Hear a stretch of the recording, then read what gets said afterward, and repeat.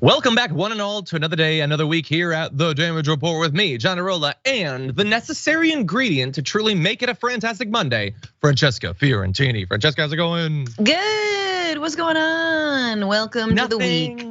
Yeah, just, sometimes you have like a big news story and it's like the thing that like, you already know on Saturday what you're gonna be talking about on Monday. And sure. Sometimes there's just nothing, and you just have to sort of vamp, so. Yeah, it's kind of slow in the last hour. Yeah. We could talk about like Succession. It's a good episode. Ooh, I haven't seen the latest one, but I'm already okay, then I'll pause. We'll talk about that. If the big man isn't there, you know what I'm saying? I'm a little bit, my heart's not in it. No spoilers, but. So I went to Knott's Berry Farm this weekend. We could talk about that. They have a boysenberry festival. It's quite nice. I'm repping the merch actually. I love. Yeah, I was gonna say, not only did you go to Knott's Berry Farm, you got the T-shirt. Yeah, well, I really like boysenberry. But I got on the way out. Like if you've ever wondered what kind of boy I am, I'm a boysenberry boy. Turns out, like it. I'm a boysenberry. I just like to hang with my boysenberries. But anyway, that should be worded better. Boysenberry to men. I don't know. Boysenberry to. That's gonna be my band. It's gonna be an even more saccharinely sweet version of Boyz II Men. Okay, I guess we've messed around long enough, everyone. Send in your comments, probably about you know what. And you know what? Actually, I'm gonna give you a theme, a little bit of homework. So we're gonna be bidding someone sort of temporarily adieu today. I'm gonna be on the lookout for the best burn messages. Send in a particularly good one, maybe get a Blue Apron gift card, okay? We'll see what happens. Anyway, with that said, are we ready to talk about the news? Yes, indeed. I think we will. Why don't, in that case, we get started? Skip, take it away. Ladies and gentlemen, we got him.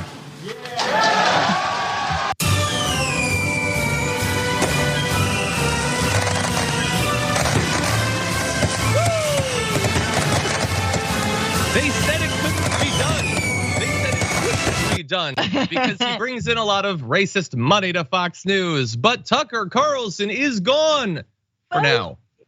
He'll probably be back and probably in a worse form. But I don't care. I don't care. We're having fun right now. I found out about this news the way some people found out about it from Brian Stelter on Twitter, who tweeted Tucker Carlson is out at Fox News effective immediately. This is an earth-shattering, shaking moment in cable news. And I immediately didn't know what to think because thanks to Elon Musk, there was no verification thing next to Brian Stelter's name, so it seemed like fake news. But anyway, it turns out to be true. Fox put out a message saying, blah, blah, blah, blah, blah, lost program, blah, blah, appreciate him, blah, blah, parting ways. And I've been thinking, Francesca, about how I can reproduce for the show my immediate reaction in the moment. And I don't think I can do it better than Tucker Carlson himself could. So let's roll this.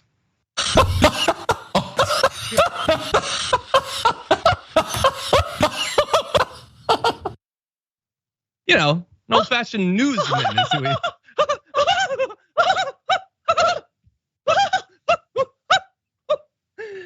And he's gone.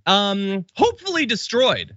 I mean, there's really no reason to believe that America is a cesspool. It rewards people the worse they are. But wouldn't it be great if this was the end of him? What do you think? I like to think he, again, the final ghosts visited him in the night, and it had to be like they sent a lot of spirits to spook Tucker Carlson into doing the right thing and leaving. But we know that's not the case. It seems like, and this is why that statement really matters, is that it says Tucker Carlson's last show was April 21st. Was. That means this is not, tense. Right. I mean, look, Brian Williams leaving MSNBC took him like, I don't know, months and months. Like he announced it was gonna be in 2 months or something. Rachel Maddow had like a slow burn leaving of MSNBC as well, only does Mondays, whatever it is. Like usually it's like there's gonna be a moment, a long period of time, and they speak about it on air. Something went down. Yeah, Maddow's has to be, Maddow's exit can't be any faster paced than her intros to stories. Yes, of course. Anyway, so look, we are going to be wading through the details to try to figure things out. But I want to turn now to that. Those are our immediate reactions. It's funny, screw him, he's utter garbage. He's one of the worst and most damaging people ever to have occupied a spot as a big dog turd would in the media landscape. So that's generally what I think. Let's talk about the manner in which Tucker Carlson left, because it does seem abrupt, does it not? He was the biggest name in Fox News for several years now. And despite all of that, here is what the literal end of his last program on Fox looked like. What a great way to end a week. Yeah. Truly, that was a great segment, and I'm just grateful that you came on, and I'm especially grateful for the pie. Thank you for having me. Appreciate it. Employee of the week, we're just make it of the year, Tyler Morrell of Coco's Pizza. That's it for us for the week. We'll be back. By the way, the entire episode of Let Them Eat Bugs, not quite as good as pizza, streaming now on Fox Nation. Use the promo code ORIGINALS for 30 days free. And we'll be back on Monday. In the meantime, have the best weekend with the ones that you love, and we'll see you then. I mean, Francesca, could that have been any better? I mean, he clearly swallowed one too many spiders this weekend. Like, I'm just imagining very like Lion King, Pumbaa and Timon scenes of just like sucking down grubs. Nice, like, what a way, yeah. What a way to end. Pizza, and I'll be my special. Let them eat bugs. Yeah, which by the way, like that could be like a discussion of like the future of food and how do we get away from some of the incredibly damaging emissions caused by animal agriculture. I'm gonna guess it's demonizing global Jewish billionaires for forcing us all to eat spiders or something. Yeah, I have a feeling that's probably what it was. So like it's gonna be a more the vegan fitting diet. And oh yeah, totally. Like, no, it's all Marxism. gonna be. It's gonna be enforced on you. Yeah. It's a global conspiracy to make you eat a centipede.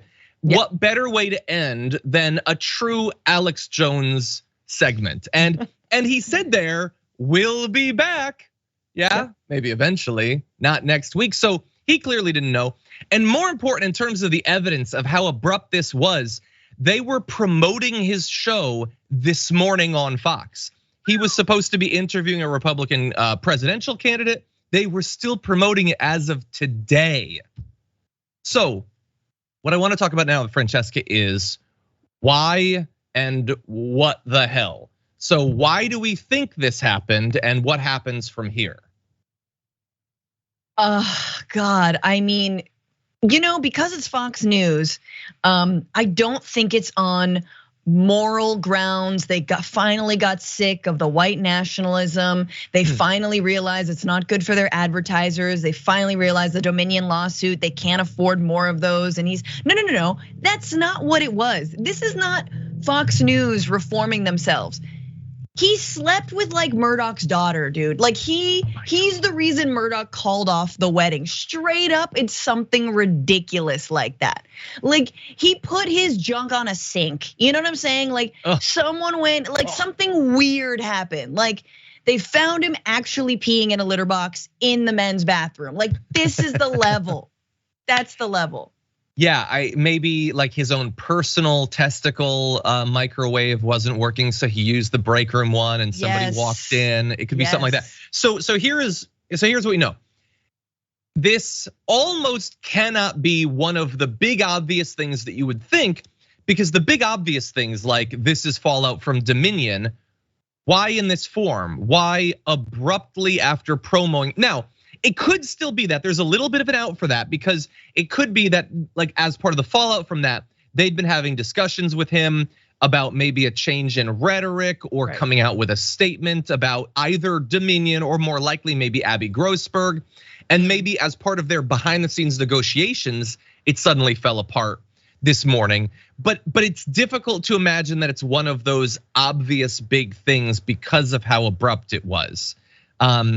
They don't seem to care that this could burn the bridge with him, that this could burn the bridge with his audience. Remember, despite the fact that he despises his audience more than any leftist ever could, they still like him. It was trending on Twitter something about like done with Fox. So this could hurt Fox as much as it hurts Tucker Carlson. And so I want to jump to one of the other theories is this is just him leaving to run for president. And I'm not ruling out that he might do that. In fact, it might be more likely now. But again, why abruptly exiting to, like, he could have just wound down his show or something. They could have done a special leading up to it. Why this form? John, why you gotta ruin my day?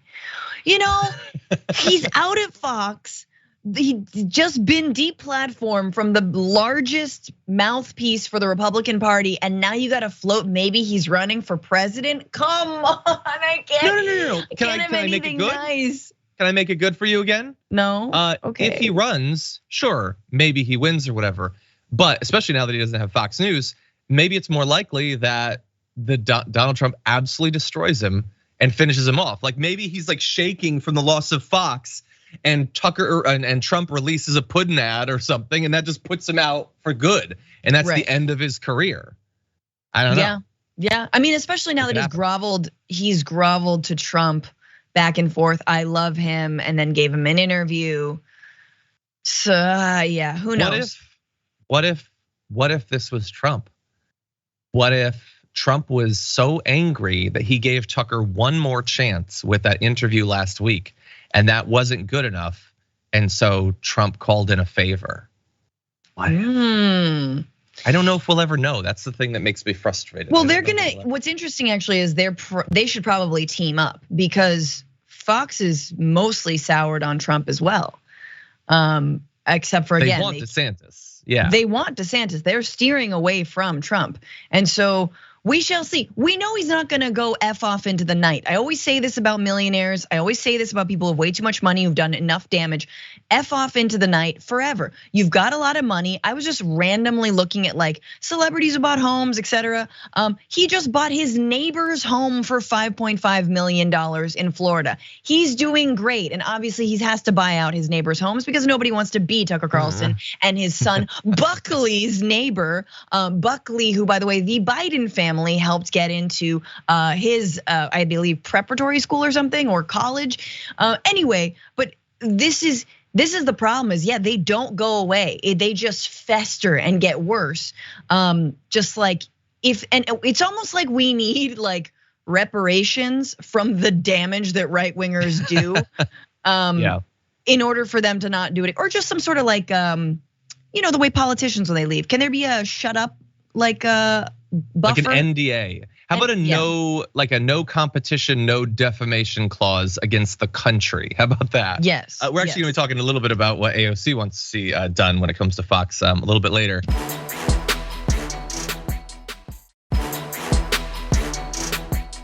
This morning was wild. Tucker Carlson fired. Don Lemon, by the way, also fired. And it was at least as abrupt, if not more so, because Don Lemon posted on Twitter, he only found out from his agent. They didn't even call Don Lemon. He's been working there for what, close to 2 decades? Whoa. And now granted, Don Lemon has recently had scandals involving, some of the things he said about, like prominent women in politics. And there's concerns about some of the stuff behind the scenes. So maybe that's what it's about. We don't exactly know. But I want to talk a little bit about the sort of side effects of this, the consequences of this. So if we assume that things in the news happen in threes, then that's 2. Who's the third person to go? And you out there in the comments, feel free to let us know. Who takes Tucker's spot? So who actually moves up? So who also goes down? Who moves up? Also, what happens with Fox Nation? Because Fox Nation was like a Roseanne special, Kayleigh McEnany talking about the Bible, and a whole bunch of Tucker Carlson stuff. It was pretty much the Tucker Carlson network. So what happens to that? I mean, I don't know. I think maybe they switch. I think Don Lemon goes to Tucker's spot. I think CNN will absolutely do what CNN does, which is hire Tucker as a consultant to come and speak for the Republican Party. And it'll be like, this is perfectly normal, everybody. I don't know, Don Lemon, man, the dude can't win. Can't he just drink a little bit in the morning, in the evening, on New Year's Eve? Not a big deal. So he said Nikki Haley wasn't in the prime of her life, whatever. It's just so funny that like we're sort of even comparing these things. It's weird how they both exited, but like one Nazi, other said something kind of insensitive about Nikki Haley. Here's my question, John. What happens when you get to work at Fox News and you realize right then and there that you've been fired, is your white hood and robe just not laid out for you? That's that so how awkward. You find out? Yeah, I don't know. I assume, like, I'm also wondering, I realize now that I probably shouldn't. I was thinking, well, what happens to his whole team, like his producers and everything? And then I realized, well, I do have some basic human decency or compassion for them, but they are willingly working for Tucker Carlson, so that reflects. But anyway, I assume that the team will probably stay together, and some people are speculating they'll do a Daily Show type thing where they just bring on a succession of crazies. David Duke 1 week. David Duke, Nick Who's Fuentes. the Boss guy, Nick Fuentes, Alex Jones, Yiannopoulos. a pulled pork sandwich that Alex Jones mostly ate, Absolutely. an AR-15, a green and M&M. just rotate. A sexy green M&M, hot. Mike Lindell, he's the only person advertising on there anyway. Dude, now can I just say, if Mike Lindell had a show, oh no, like, just give the man a show. I would so watch that show because he makes no sense. It's very, very funny. It's like he's like a radicalized Yogi Bear. Like, that's the kind of like energy that he gives. Yeah. So some ideas that have been thrown out. So Rittenhouse, no, they're not gonna do Rittenhouse. Gutfeld, he's already got his thing. They don't need it. Gutfeld's Dan crushing Bongino, it. maybe, but Dan Bongino also just cut his affiliation with them a couple days ago too. Barely Funky says Tulsi Gabbard. Ooh. Which, look, no, I don't think that they're gonna give the slot to Tulsi, but what if they give it to like Jesse Waters? They would, and then Jesse Waters' slot goes to Tulsi Gabbard. Jesse's so excited. It's not gonna be Jesse Waters, guys. It's just not. And if it is, I guess that's good because Jesse Waters could radicalize more. Why not? I think he's an ineffective dolt. I think it's very obvious that he is a crap eating preppy prick. Sorry, can I say that word? I don't know. I don't know actually. By the way, really fast, I think I might have said who's the boss. Is that what I said? You did. Is that what I mean? Tony Danza? Sorry, not Tony Danza. I'm talking about Scott Baio. Not Tony. Oh. As far as I know, he's not a right winger. I apologize for besmirching the boss. But anyway, although I don't know, maybe he is the right winger. I honestly don't know. I have no idea. I don't particularly care. So anyway, and if one more person in the media is gonna leave, is Chuck Todd still around? He should go. He's terrible. Anyway, you know what? So look, there's gonna be a lot that's gonna be developing. Hopefully we'll learn more. Maybe this is tied to the Abby Grossberg thing. Like, we know that a lot of these guys lose their positions at Fox because of what? Sexual harassment. Yep. I'm telling you. It's the culture, and we know it's his culture too. Now, there's no evidence of that right now except for what Abby Grossberg is saying. But it is not impossible to speculate that Tucker Carlson, who clearly despises women and has no respect for them, that he might have done some stuff. It's possible. Yep. You microwave your nether regions long enough, God knows what happens. But what's he gonna say? He's gonna, I'm taking time to spend more quality time with my family, who I regularly. Which family? I don't know. I've got a couple of them actually. Probably.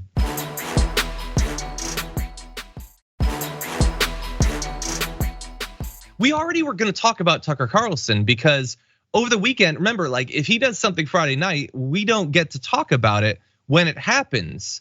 But sometimes, if the story's important enough, and I think this one is, they come back as a Monday menace.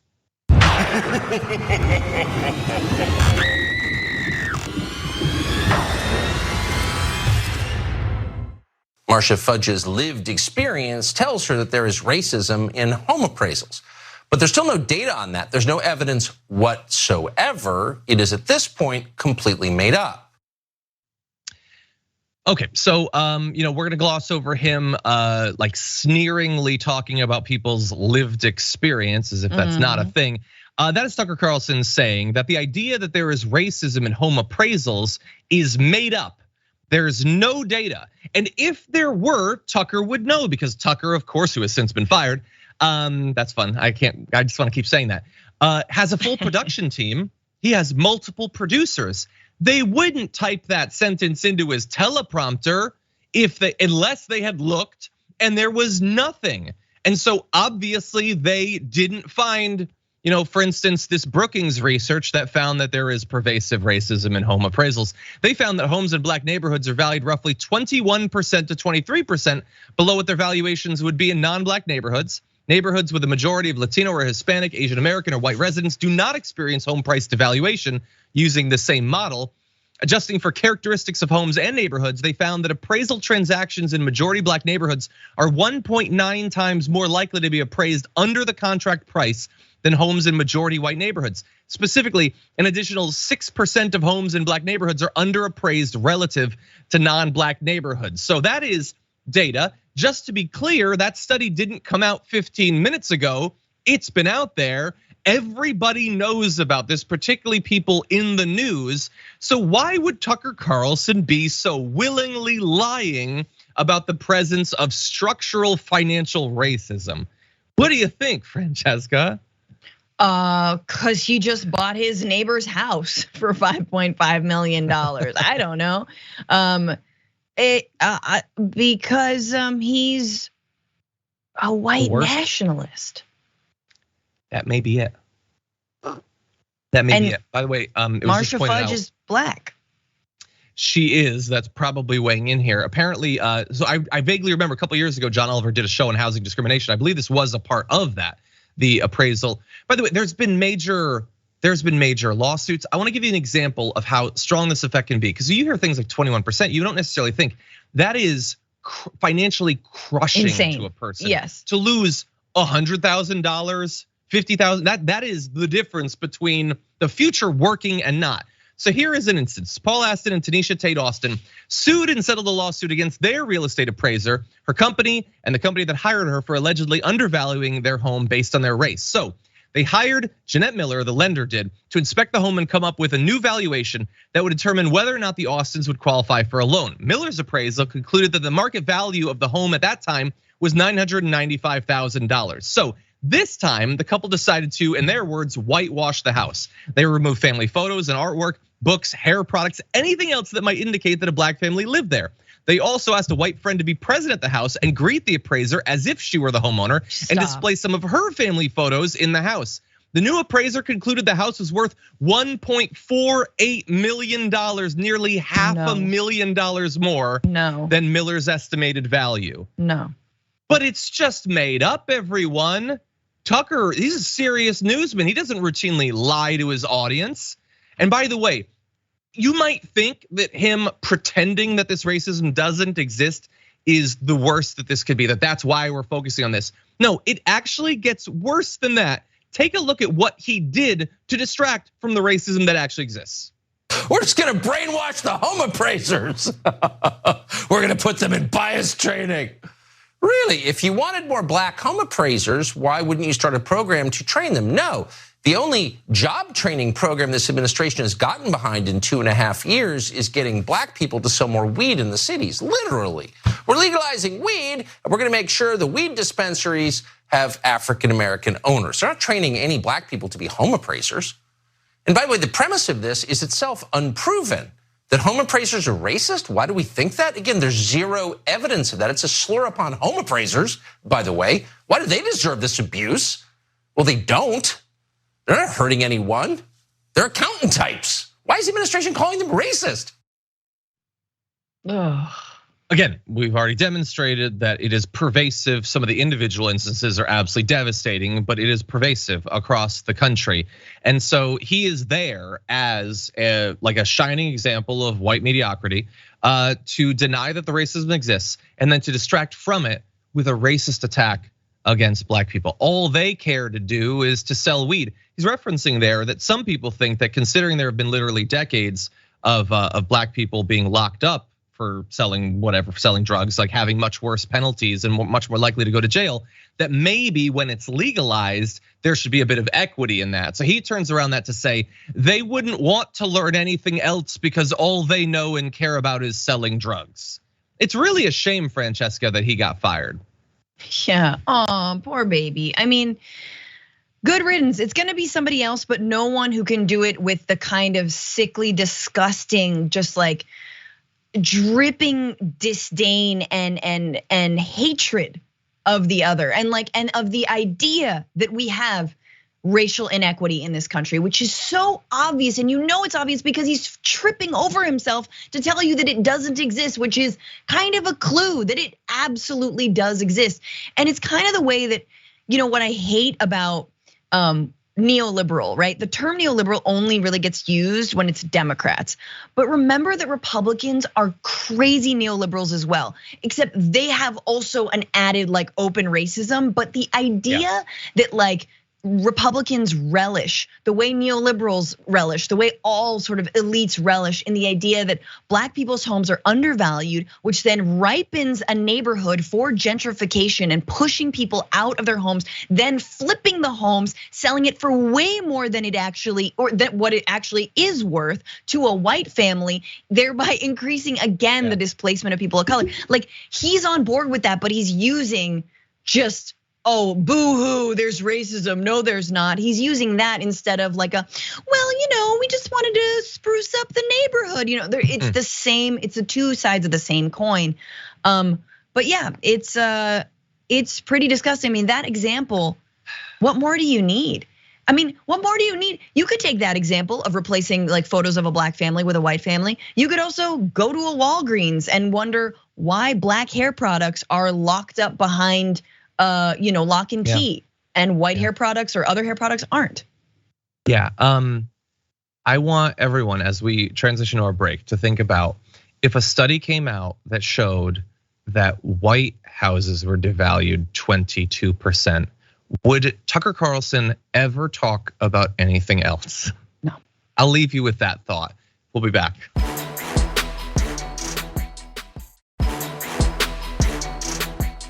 Okay, there is way too much going on in the news, but we're gonna push forward. Representative Alexandria Occasio-Cortez was in the news recently criticizing Fox News, but also criticizing the state of the Republican Party, specifically Kevin McCarthy, who is ostensibly the speaker, his deference that he needs to show to Marjorie Greene and people like her. Take a look. Now, Speaker McCarthy, in order to become speaker, had to cut some deals we still don't know the details on. Do you think he's actually running his caucus, or do you think someone else is? He's not. I don't. Who's running it? I think you've got Marjorie Taylor Greene running the caucus. And she makes very common public statements to that effect. Every time something irks her, she communicates that McCarthy is doing her bidding. And look, I'm glad that someone like AOC is pointing this out, but I think it's kind of indispensable at this point, or indisputable at this point, that considering the very narrow margin that they have, someone like Marjorie Greene, especially because of how close an attachment she has to Donald Trump, is rising up in influence, and that's not good for anyone except potentially Marjorie Greene. You're seeing more and more, mainstream coverage of this idea. So remember, Leslie Stahl interviewed Marjorie Greene. That was supposed to be part of her normalization. She has since gone back to absolute crazy town with Marjorie Greene. I think over the weekend, referring to Dylan Mulvaney as the country's biggest pedophile, which feels like slander to me. Seems like it's a factual claim with no basis whatsoever. But this is the person who's one step away from the speakership. Remember, sometimes it's not even a full step. She is often now the temporary speaker as well. So this is the position that we're in. Francesca, what do you think? I think it's good that she's calling it out, right? I think that it's important to say that the Speaker of the House is running to the fringe, and it's scary to me, and it's ridiculous. And AOC should know, right? Because, and again, this is not to equate the two so-called fringes, because they are not equal. One wants us to survive, climate catastrophe, and the other wants to, kill trans people pretty much and incite violence, and that's it. But AOC should know, because Nancy Pelosi for better or for worse, she was very much in control and did not let the squad kind of like run the table, even though, God, if only, right? So it's very interesting because she's seen leadership.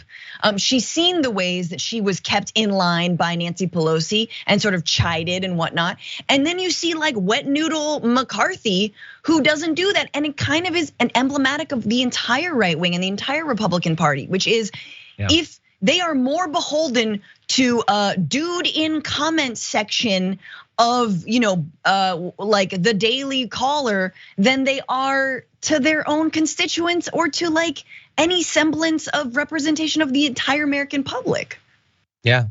I mean, look, this is the difficult position that he's in, and we knew even before, even before he got into the position that it was going to be difficult for him. I didn't know how individually important she would be, and at the same time, individually embarrassing, where even Republicans are like pushing back against some of the ways that she's totally thrown committee hearings into chaos.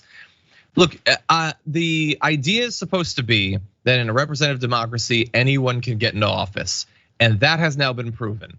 Anyone can get into office. It doesn't matter how deranged you are, ill-equipped mentally or emotionally to serve, how disinterested in the actual problems that America is facing. Look, we've obviously had a lot of bad people in office, and we've had people who are individually more corrupt, definitely. People who've done more individual damage, definitely. But in terms of just not, by constitution being equipped for this position and just risking so much damage, the more power she gets and the more people like her that she inspires to run, we're in like a particularly terrible situation right now. So anyway, glad to have Representative Alexandria Occasio-Cortez, focusing on that. With that said, we do have a very big topic to jump to. So whenever we are ready, why don't we move to the first video of the B block? I will continue to stand strong against the extreme late-term abortionists in the Democrat Party who believe in abortion on demand in the 9th month of pregnancy and even executing babies after birth. They actually talk beyond birth, after birth, executing the baby. This is where we've come. No, we haven't. They don't talk about that. They don't do that. That's all made up. But you can sort of understand why someone like Donald Trump would make up such an obvious lie as that. First of all, on the one hand, his audience will buy literally anything. They won't look, they don't care. They just like that he said it because it makes the Democrats sound bad, and they believe that the Democrats are pedophiles who eat children. So you can say whatever you want about them. On the other hand, their position on abortion, access to abortion and other reproductive care is so distasteful to the majority of the country that they have to make the other side sound extreme. If you just point out that the vast majority of the country agrees with the Democratic position and believes that people should have these rights, which they've had for decades and decades and decades, then they look really bad by comparison. So you have to lie about them. And some of you might be watching this thinking, well, look, Donald Trump is gonna lie, but it isn't Donald Trump. More and more people, including some who at one point maybe had a shred of dignity, are telling the same sort of lie. Here's Lindsey Graham. Only North Korea and China allow abortion on demand up to the moment of birth, except the Democratic Party. What the Democratic Party proposes on abortion is barbaric. Abortion up to the moment of birth, taxpayer funded, I think is barbaric. I welcome this debate. I think the Republican Party will be in good standing to oppose late-term abortion like most of the civilized world. Just for the record, Roe went up to viability, but I just want to button this up. No, quit covering for these guys. No, your media, you keep covering for these guys. They introduced legislation that allowed abortion on demand with taxpayer funded, you paying for it, the taxpayer up to the moment of birth. That was their position in Washington. That's the law they want to pass, and nobody in your business will talk about it. Oh my God. Yeah, and of course, remember that Lindsey Graham is the guy trying to do a 15-week federal ban. And she pointed out, wait, I thought this was supposed to be left up to the states. And he was like, who cares where they are? We got to do it. And so just to remind everyone that when they say they care about states' rights, it's only because they believe that that's the only way they're going to be able to get what they want. As soon as they think they can get it federally, they'll just do it there. So anyway, whether it's Trump, whether it's Lindsey Graham, Francesca, they're just openly lying about what the position is because they feel like they've been backed into a corner on this issue. Absolutely, they have to get more and more and more extreme, even though everyone knows. And like, I want to make a joke, like, yeah, there's executions. We've all seen sort of, the hangman with his black hood walking through the maternity ward looking for the ugly baby. You know what I mean? Like, no, like it's not even funny anymore. I mean, and honestly, like this is why like working in media, like I could never with a straight face sit there and take, as Dana Bash did, having Lindsey Graham tell me, no, stop running cover for them. No, you stop legislating on women's bodies. You have no understanding of this issue. You haven't spent a day in the maternity ward. You haven't spent a day speaking to a pregnant person. You don't know what it's like to be pregnant. You don't know what it's like to give birth. You have no concept of this, right? Whether it's people who want to have kids, whether it's people who don't want to have kids, you have no empathy, you have no concept, you want control. And I'm so tired. I'm so tired of dealing with the moral outrage and the BS. The people who are running cover are Republicans, because it's not about viability, it's not about life, it's not about religion, it's not about the health of anyone. It is just about control. And the sooner they can admit that, and folks like Dana Bash can get them to admit that, the better. Then we all can just move on and be like, oh, okay, now we see you and we know exactly what you're doing. Yeah, 100%. They're absolute madness, the lies. The idea, like, but think about how much dehumanization you have to do, convincing your base that the other side are absolute monsters, that you would have them believe that someone like gives birth and then's like, kill it.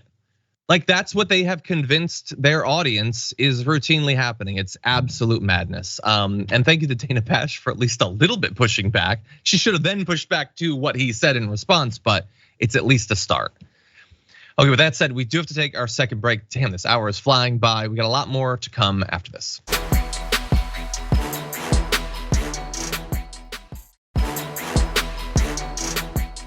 Okay, everybody, if you're just joining us now, it's been a big news day, and there will be more to come this week, I'm sure, about Tucker Carlson, including tomorrow. David Schuster's gonna be joining us. He worked with Tucker Carlson for some time, so that's gonna be a really fascinating perspective joining us tomorrow. Also, stick around for the beginning of the aftermath, where Samantha Shocker will be joining us. It's been quite a while since we've gotten a chance to talk with Sam, so that'll be coming up soon. But first, more news. The effort is currently on to force representatives in Montana to overturn the GOP speaker there, their decision to silence Representative Zooey Zephyr, with journalists pointing out the individual members of the legislature that might be able to be pressured. If we bring up this tweet from Aaron Reed, it is going to be, I think, probably a monumental task to get some sense and sanity back into the Montana legislature. But there's a little bit of information that potentially, if you want to weigh in, might help to right this incredibly undemocratic wrong. If you're not familiar with this story, here is a few of the major steps along the way that got us to this point. So first of all, Republicans in a number of different instances in Montana intentionally misgendered Zooey Zephyr. The first, by the way, openly transgender woman elected to the Montana legislature. So it came in personal form in terms of comments. It came in tweets, including you can see right here the call for censuring and all that. So it goes far beyond that.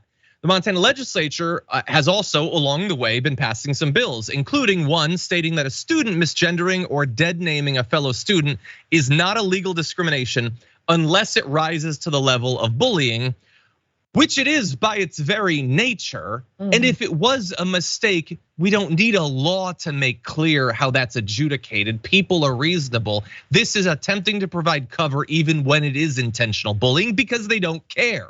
They don't care about the misgendering. They don't care about the dead naming. They don't care about the likely outcome of that sort of pervasive bullying. And we know how deadly it can be. In any event, when attempting to speak out about some of these insane laws that they've been passing, they took issue with something that Representative Zephyr said. So we want to remind you of that with this video. What I will say is if you are, by this bill and by what these amendments do, if you are forcing a trans child to go through puberty when they are trans, that is tantamount to torture. And this body should be ashamed. And the only thing I will say is if you vote yes on this bill, and yes on these amendments, I hope the next time there's an invocation, when you bow your heads in prayer, you see the blood on your hands. So, are those strong words? Yes. Are they justified? I think so. I certainly think so. What is the point of having a representative democracy if you cannot have a person from a group that has been attacked hundreds and hundreds of times legally in every state, including that state, to finally have someone serving in elected office from that group and then passionately defending the interests of that group and trying to stop them from suffering yet more abuse at the hands of the legislature? And so that's what you saw. A speech, passionate, forceful, fiery. And because of that, they decided, no, the representative doesn't get to speak anymore.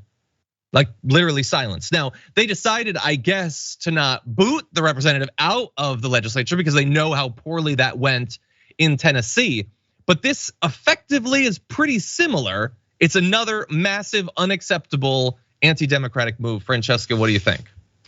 Yeah, I mean, she's representing her constituency. Like like she was elected, so she can speak out and say what she wants, right? Like that is, and I'm glad that she went this far and was, I mean, and saying like, I hope you see blood on your hands. Damn. And we understand that when it comes to trans youth, not allowing them to access gender affirming care, absolutely increases their chances that they will be harmed. They might take their own life, and they absolutely are, of course, targeted disproportionately for hate crimes and violence. And they're more disproportionately like to be homeless, right? To leave their homes and be shunned by their families. All of these things, and so, it is nice and yet so difficult. And I know that the Montana State Legislature has allies in it, and there are people who are defending Zooey,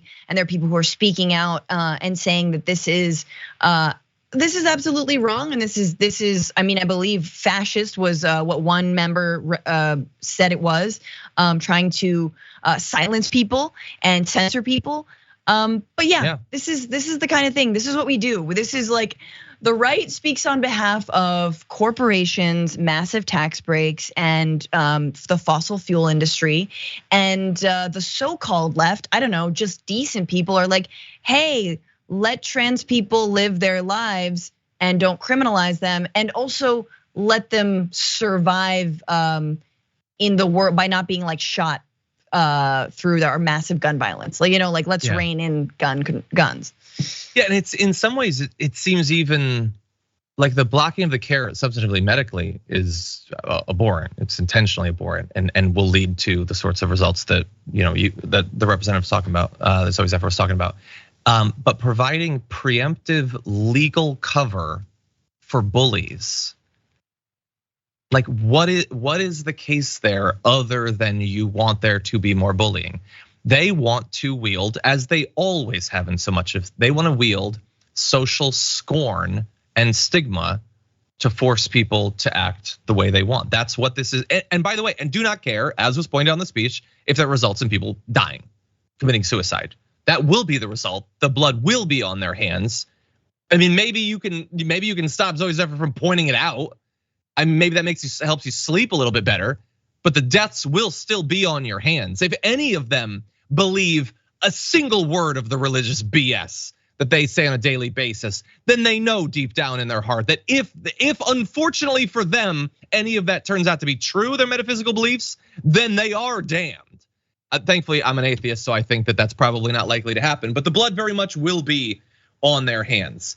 And their argument to justify all of this is decorum. We could go through, I'm not gonna read all the graphics. Decorum this, decorum that. How dare you say a thing we don't like while we're doing things that will result in people's deaths?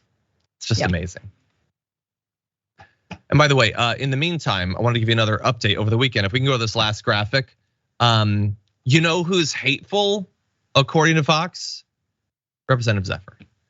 That's the value, that's the mileage they're getting out of this. You are the hateful person, not the ones who are encouraging more bullying and potentially leading to people taking their own lives. Yeah, not the people who are misgendering you. Like, come on, hateful. I mean, it's endless. It's about shooting the messenger, right? It's about they cried decorum, even though their side relishes, stokes, and participates in political violence regularly.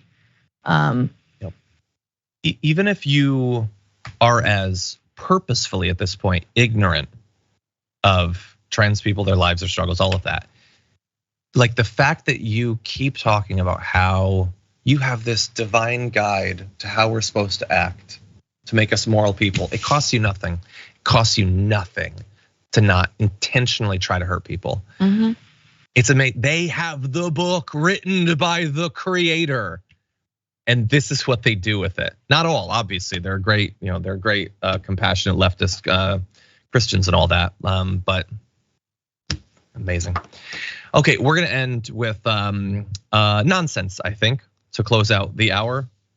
Let's jump into this. If you're wondering how bad the rollout of Twitter Blue is going, well, we gave the check mark to dead celebrities to pretend that it's more popular than it is levels of absurdity, including beloved, now past celebrities like Kobe Bryant, Norm Macdonald, Anthony Bourdain, Chadwick Boseman, Michael Jackson, all have the blue check mark for all, like to everyone's ability to tell. It looks like they signed up. They like Elon Musk's BS. They want to pay him $8. They didn't.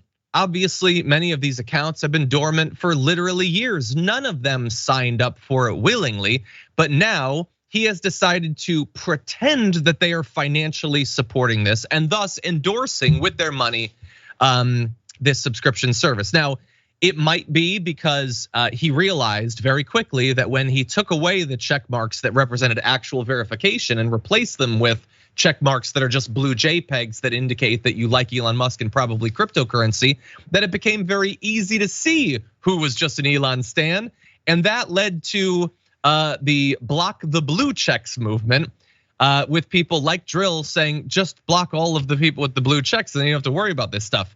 That obviously isn't tenable for people like Elon Musk. So perhaps to provide a little bit of cover, they appear to have given back the blue checks to anyone with 1 million or more followers. Now, does this directly contradict literally everything he said along the way about how it shouldn't be a thing that you get just because you were famous or whatever? Yes, but every bit of this has been slapdash and not thought through. I am struggling to come up with a worse product rollout than the new Twitter Blue. But Francesca, what do you think? Just stop messing with it. Just stop hurting it. It was, again, I've been saying this. This was like, it's a Macy's. It's just fine. Stop making it worse. Stop being like, if we get rid of the S and it's just Macy, you know what I mean? Like, stop changing it up. It's so pathetic. And like, my God, if anyone still thinks that this guy is a brilliant businessman, I hope that has been obliterated in the wake of this Twitter Blue BS. Like, how did you make this place worse? You made it all worse. And like nobody wants to be there anymore. And the only hope you had was that celebrities maybe, and verified accounts like news accounts, maybe saw it as a place to disseminate their thoughts, their ideas, their new product, whatever it is, their new movie, that could make them, and then you took that away. And now you're forcing them to have blue check marks, so then they all kind of look like D-bags. Come on, it's so sad. It's so sad we don't have an alternative, John. I'm just saddened by it. Look, and today was a good reminder of best case scenario, what is Twitter for? It's for when the news that Tucker Carlson got fired from Fox News comes out that we all get to make fun of him. That's what it's for. You quickly get the news, you don't have to wait until the newspaper comes out the next day, and then you mock him and have some fun, and maybe you talk about the most recent episode of The Last of Us. That's all it needs to be, and he's just ruining it. Like, I don't know if it's intentional at this point. I don't know if this is just stubbornness or whatever. I don't know if he's just trying to kill it. But I will say that it does not appear that this is getting through to his fans. They still think that all of this, that he is just winning. Some of them like typing back to these celebrities that didn't want the blue check, like, oh, you can't afford the $8. Do you have any idea how much work it takes to so antagonize basically every popular person on your platform that they do not want the free service you're giving them. And for his fans to think, oh no, this is actually them looking bad. My God, you people are sad. You are in a sad, sorry state. Anyway, unfortunately, that's all the time we have in the first hour. There's just too much news. So do not worry. When we come back, we got more to talk about, including Samantha Shocker. So we'll see you then.